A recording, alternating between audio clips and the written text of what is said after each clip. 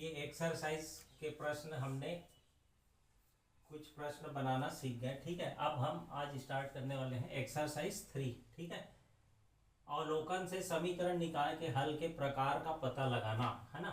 सिर्फ हम अवलोकन करके मतलब उसको देख करके किसी भी समीकरण को ये बता सकते हैं कि ये समीकरण जो है वो किस प्रकार के हल होंगे, है ना। तो इसमें पहला है समीकरण निकाय का अद्वितीय हल होता है।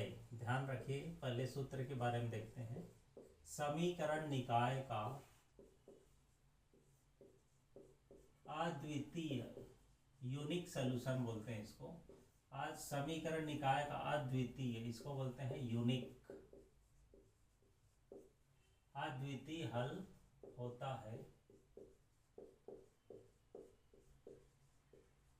यदि, तो समीकरण निकाय का अद्वितीय हल होता है यदि a1/a2 not equal to b1/b2। ठीक, तो दो समीकरण दिया रहेगा, उसमें से पहले a1 b1 a2 b2 इसका मान निकालेंगे और इस प्रकार से ऐसे चेक करेंगे क्या कि इन दोनों का अनुपात और इन दोनों का अनुपात क्या दोनों इक्वल है। तो दोनों अगर इक्वल नहीं रहेगा तो समीकरण निकाय जो है वो अद्वितीय हल होता है। ठीक है, और जब ये समीकरण निकाय अद्वितीय हल होगा तो ये दो समांतर, दो प्रतिच्छेदी रेखा प्रदर्शित करेगा। ठीक है, तो अद्वितीय हल होगा तो उस स्थिति में दो प्रतिच्छेदी रेखाएं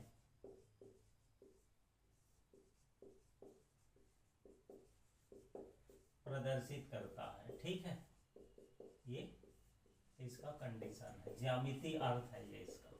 ठीक है, तो समीकरण निकाय का द्वितीय हल होता है यदि a1/a2 not equal to b1/b2। तो ये दोनों समीकरण जो है वो दो प्रतिच्छेदी रेखा प्रदर्शित करेगा। ठीक, दूसरा नंबर, समीकरण निकाय का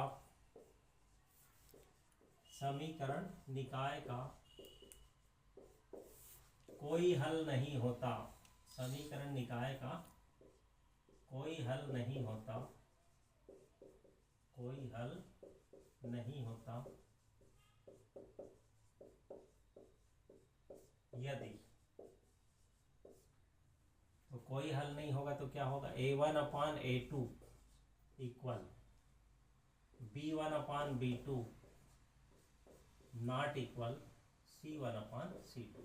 ठीक, ये तो समीकरण निकाय का कोई हल नहीं होता यदि a1/a2 equal to b1/b2 not equal to c1/c2। तो उस कंडीशन में इसका ज्यामितीय अर्थ क्या होगा, दो समांतर रेखाएं प्रदर्शित करता है, दो समांतर रेखाएं प्रदर्शित करेगा, ये इसका ज्यामितीय अर्थ है।